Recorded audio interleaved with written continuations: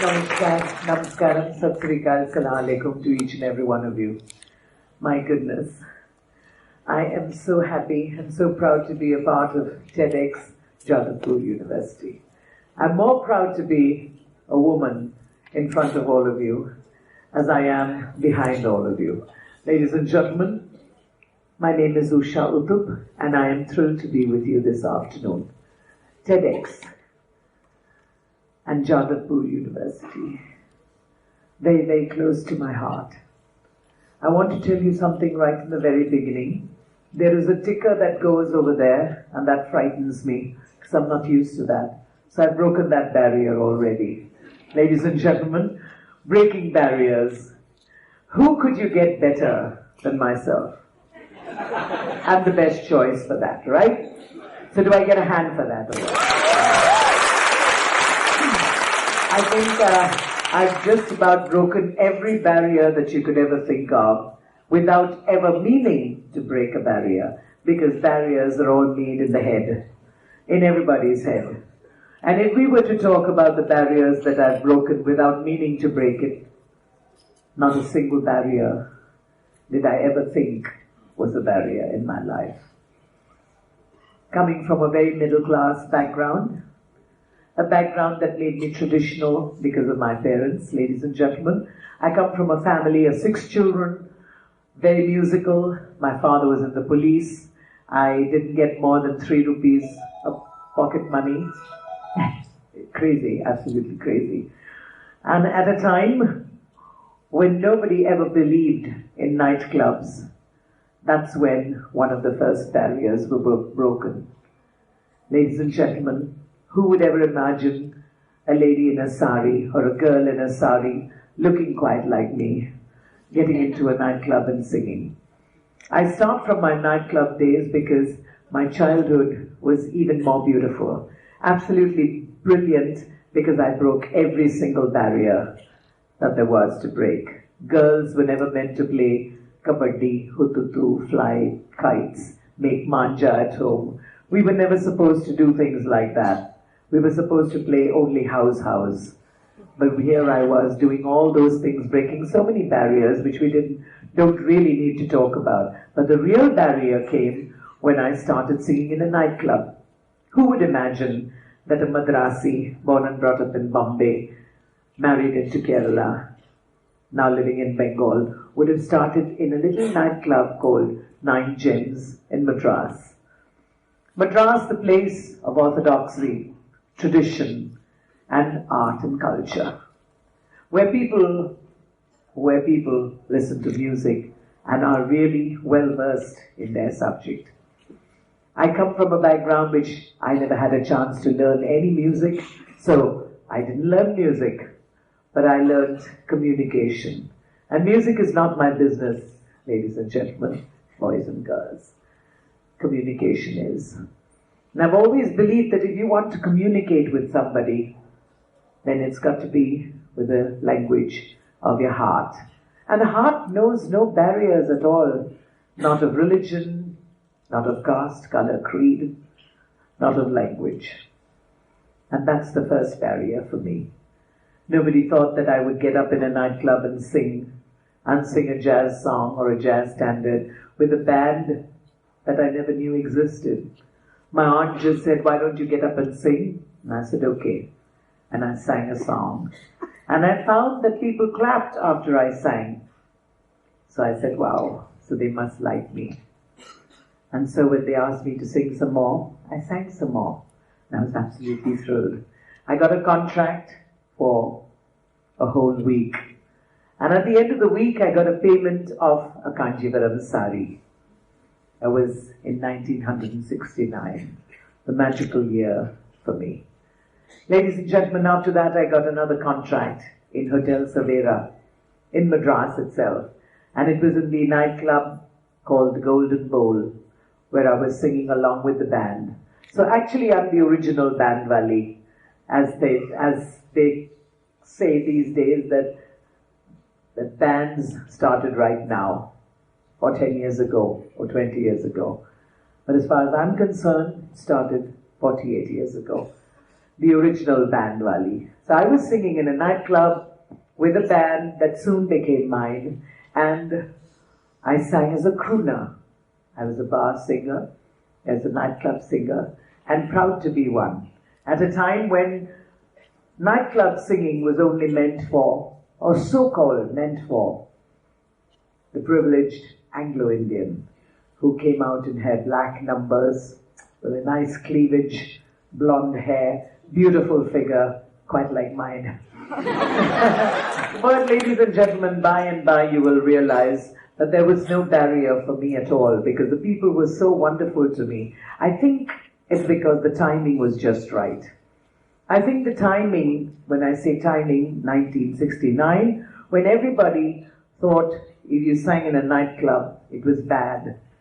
People still unfortunately think that it's not so good to sing in a nightclub. But I think it's a place you really need to sing in. Because that's where you learn how to really coordinate with the band and know how to communicate with the audience and do what they want to do. Because I've always believed that audience is God for me. And the song is always bigger, much bigger than the singer. Which is why I say I was so happy when I was doing, now you call it covers, you call it remix, you call it remake, whatever it is. But a song is a song is a song. So where did that barrier come from? It's crazy, isn't it? Everybody doesn't have an original song to sing. That doesn't mean you stop singing. And if a bhajan singer sings a bhajan which has been sung by millions of people, nobody says it's a remake. And nobody calls it anything else but an interpretation.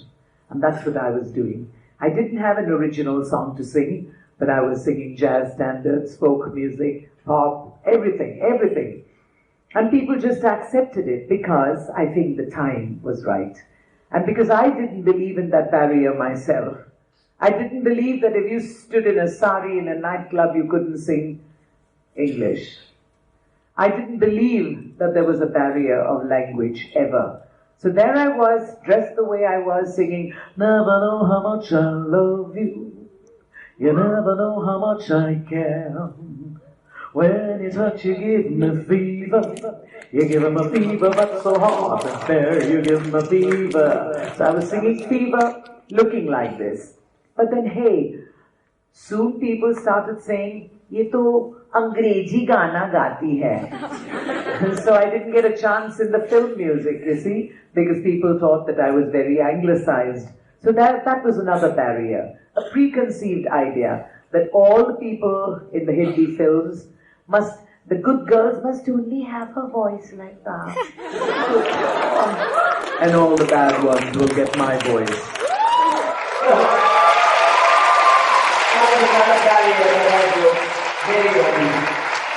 And as I see the time ticking, my God, how fast it goes when we're together and we're enjoying ourselves, isn't it? But I want to say, when that preconceived idea came, that only girls with pure, high-pitched voices could sing for the good girls in the movies, and only the bad ones got my voice.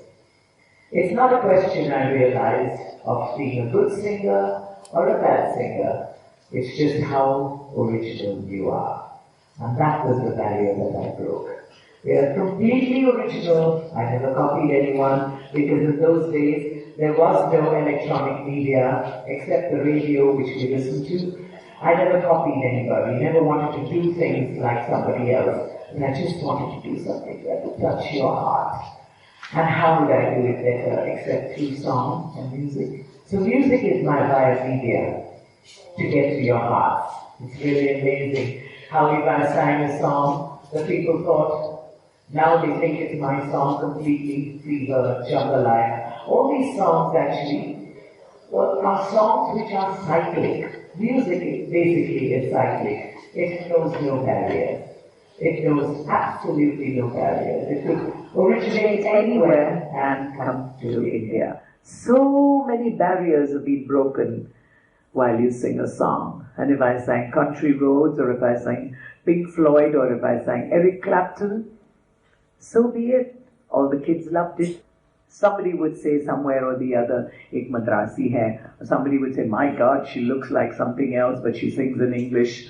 You know? And when people saw me, they all thought that I was going to do something like that with a face like mine. Yes.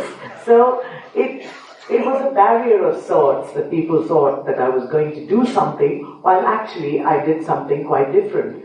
And when word got around in the film industry as Devanand and the Navketan unit came to listen to me in Delhi at the Oberoi Intercontinental, they asked me whether I would sing in Hare Rama Hare Krishna. And that's how I got my first film break, a barrier which was broken. Because soon I was singing not only for the bad girls in the movies, but also for the good girls like Sridevi, Rekha. I'm the only female artist who even sang for a man. I sang for Mithun Chakravarti. Whoa, do I get a clap for that? So that was really amazing. Amazing, isn't it, that I could get a chance to sing like that. But I always remembered that a song is much bigger than the singer.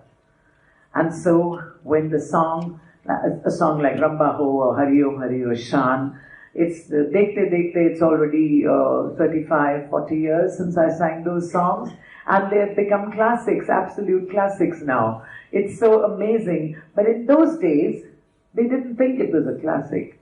So you've got to give something some time, the time barrier. You've got to give it a time. You've got to give it some time to become a classic. And how did it become a classic? Because people loved it. For me, everything is people, and I am 100% people person. I cannot do without you. I need you as my audience because you are my God. And that is the barrier that I broke, because the difference between so many others, myself, is that I believe you are God for me. I believe you are everything in my life, because this moment is what I look forward to. The barrier between us doesn't even exist, because no language, no caste, no color, no creed, no religion can keep us away from each other. It's so beautiful when you move on with time, when time becomes a barrier and you break that. You make time your friend instead of fighting with it. So don't try every day to look younger. In fact, move with time, and that's when people will look at you and say, hey, I saw you. Some people even tell me they've seen me 80 years ago and that I was singing. But then many people tell me that I look absolutely the same. And why is that? If you come closer, you'll see the grey hair, you'll see the wrinkles, whatever it is. But it's so beautiful because your eyes have grown with me. You've broken the barrier, and I've broken that barrier. So slowly people started giving me more songs in the Hindi films to sing, or in different regional languages. But hey, how would I sing in Swahili, or in German, or in French, or in any other language? It's because that barrier never existed. If you don't look at different aspects in your life as barriers, you can break every one of them without it even being there. Because people make the barriers for you. They say, you're a woman, first of all. That's the big barrier. But for me, I became everybody's yar. All the men, all the girls. No, so I didn't have any scandal. The only scandal I had, I married. How boring is that? But it's wonderful, absolutely wonderful to break that barrier and know that fidelity is really beautiful. It's really exciting to know that you could spend the night with the same man for so many years without feeling bad. Yeah, you can laugh, it's okay. We're almost to 3 minutes left, that's all. So I want to say, the barrier of religion is absolutely non-existent for me. Absolutely. Because I come from a convent school. I grew up in a Hindu household with Muslims as my neighbors. And in school, where we learn bribery and corruption, we say, we burn so many candles, let me, God, please, Jesus, let me do well in my maths examination. Tell me how many of us have done it, right? We do it all the time. Or go to a temple and say, we're going to break so many coconuts for you, God. Please let us do well in the exams. We all do it, and that's where we learn it. But every god has faced that. And I think that's why it's so exciting to be able to say that barriers are really made in your own mind. So banish them. Banish the barrier. People think, how would you ever wear sneakers with a sari? Now, isn't that a ridiculous barrier? But look at my sneakers. Wow. I'm wearing Kanjivaram sneakers. Thank you. And that's really swag. Isn't it? Yes. My grandchildren tell me that. So, if you have a barrier that only this will look good on you, only that will look good on you, we grow up with so many terrible notions in our head. And when I started singing, I was wearing stilettos. For about 30 years, I wore high-heeled shoes. And I kept thinking that, my God, if I wear flats, I'd never be able to walk well. And that was such a silly barrier, isn't it, in my own head? Because then I realized that the heels really took a toll on my knees. So what do? Do I give up singing? Do I give up talking? Do I give up coming to all of you? No way. So I decided to wear sneakers because I was walking well with my sneakers. Then I decided that sneakers, everybody would laugh if I wore a Kanjivaram sari and sneakers. But soon it became a fashion. Now, when you go to the airport or go anywhere, remember, if you see a lady in a sari wearing sneakers, remember where it came from? No? Barriers. And the more you think of barriers in your mind, the better it is for you to realize that you can break every barrier. As far as I'm concerned, the one of religion was broken very early. The one of language was broken, and it's been broken all the time as far as I'm singing. And the most important thing is, I think, in my life, is the fact that I made all my limitations my strengths. If you realize your weakness, and you know that, well, for me, I know I can't sing a ghazal, so I would never enter that area. Why would I? So I made my limitation, my voice, the way I sounded, it was different. I made that barrier a strength. And that's how it got broken. When people think that this is going to stop you from doing something, remember, just cross over it. You don't even have to break it consciously. It will be broken if you believe in yourself, like I do believe in myself. And that brings me to a point where I know that it's almost only 22 seconds left. So what would I do in 22 seconds except to say 100 times more that I love you? And I love you from deep within. It would be never possible for me to carry on singing for 48 years, ladies and gentlemen. 48 years. Without all of you helping me break those barriers. Barriers of religion, barriers of language, barriers of preconceived ideas, that this can only go with this is all wrong, really. And now the only thing that I can really think of, well, I'm sharing this with you because I know all of you will understand when I say, people ask me, so you look good, you look cool in your new haircut. And when I tell them that, look, actually it wasn't done for a fashion. The fact that it looks good is because the barrier was broken. But I did it because my son was ill, and it's not a hard luck story. I promised to give my hair to Tirupati. So I went to Tirupati, I didn't cut it there, I cut it here, and I took my hair, never realized there was 26 inches which I gave because I had said, well, if my son gets better. So you see, that was a barrier. For a brief, maybe 5 minutes in the haircutting salon, I felt sad that how would people accept me cutting my hair? Because that became a fashion, isn't it? Flowers in my hair, long hair, the bindi, everything put together. But then that was something I believed in. And this is the strongest barrier that I can talk to you about. If you believe in yourself and you believe in the things that you do, there is no barrier, nothing. And there is nothing that can keep you.